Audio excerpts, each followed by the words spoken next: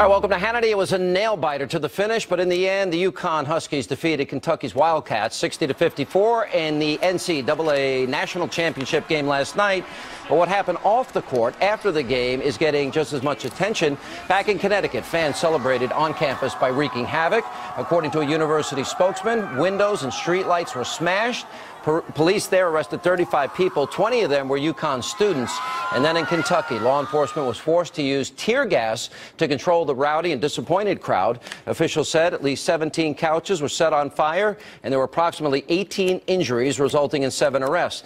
Now, sadly, this is simply the latest in a long line of post-championship violence, which is why tonight we're examining what exactly fuels this bizarre phenomenon.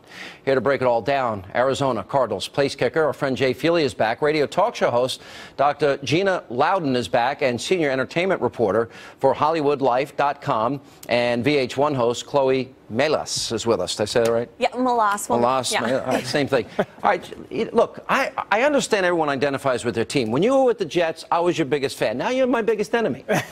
You know, we all identify with our sports teams, and we care deeply about how they do. Why always the violence? It happens again and again after a game. Well, we love our sports and we celebrate them, but we need to celebrate them in the right way. I think part of it is this entitlement mentality that we're bringing kids up with a lack of accountability. Yeah. They don't feel like the rules apply to them, and we kind of tell them that in college. You know, the college itself is inherently narcissistic, and we breed this mentality that no one can tell you right or wrong. There are no moral absolutes, and so that creates a volatile mix. Chloe, you went to Auburn. My wife graduated from Alabama. All right. Well, I'm a War Eagle fan here.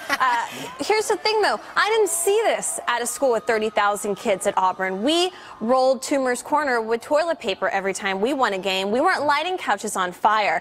So I don't really understand the mentality personally behind the violence. But it happens after World Series, Lakers games, Supers, Laker game. This is common now. Well, I spoke to a student actually today who goes to Uconn, and he told me, he'll remain nameless, so don't get worried, but he told me that everybody knew that they were going to flip cars, that everybody knew they were going to be ripping down lampposts, that this is their way of showing school pride. Yeah, why is that okay? Why is that look at this. Why are you wrecking somebody's car, a cop car?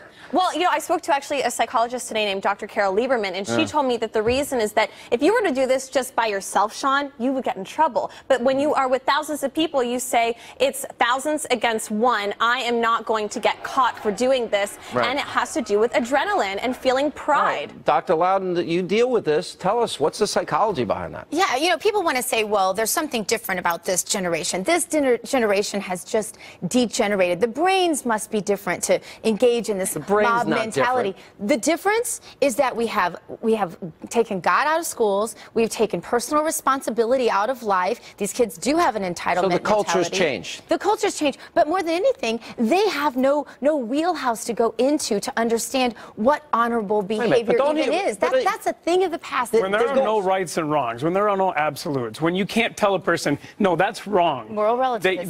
They're told whatever I choose to do, whether it's drugs or drinking or sex, I make that decision, so it's okay. Yeah. So they feel like they can do anything they want to anybody. Yeah, but we did this whole series on spring break, and it's the same thing going on there. I mean, but this is by design, Sean. This is exactly what this government wants. The government has the answer. How do you blame the government? I mean, I'll tell you isn't it really the kids? I'll tell you how. Well, okay, but the government has sent a clear message. First of all, that everyone's entitled to everything and everybody gets a trophy. So clearly, the answer to this really is that we just outlaw winning. I blame the parents. I do too. You know, because the bottom line is, my assistant Michaela literally told me that at Penn State, everything we showed on spring break was every Thursday, every Friday, and every Saturday and Sunday night. Was that the same?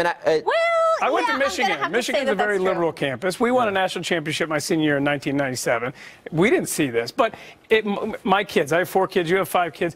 I would be distraught if my kids engage in that kind of behavior. And I would be up there kicking their butt. I don't have kids. Me too. I'm with you. I would be upset as well. I don't have kids. I'd be upset too. But here's the thing, though, guys. People are drinking at these games, and people are going out afterwards and just having so much fun. And they think that this is good fun, but it's not. It's harmful, and they're hurting their school that they love and that they have pride for. So it actually doesn't make much sense if they were to think about it in a normal mindset. But these people, the kids knew that this was going to happen. It was premeditated. This student told me that everybody was talking talking about the fact that if we win, we're going to flip over cars. And burn them and put them on fire. But they don't think about it, and the reason they don't think about it is because they think somebody owes them something, the man, the rich guy, and it'll just come out of the rich guy's pocket if they go ahead and destroy this right now. So there's no sense of responsibility. This is also nothing new, though. You see, adult men acting like this after the Lakers win, where people are lighting couches on fire in California after the UCSB games. I mean, this is nothing new, and I don't know why this is a sense of pride. I don't know. I think it's now almost mainstream, and that's the problem. After the World Series, Boston last year. Yeah, it builds upon itself, and you see other people do it, and so they figure they can do it as well. Yeah. One of the best Captain America stories in the comics over the past probably 20 years is a storyline called The Winter Soldier by Ed Brubaker.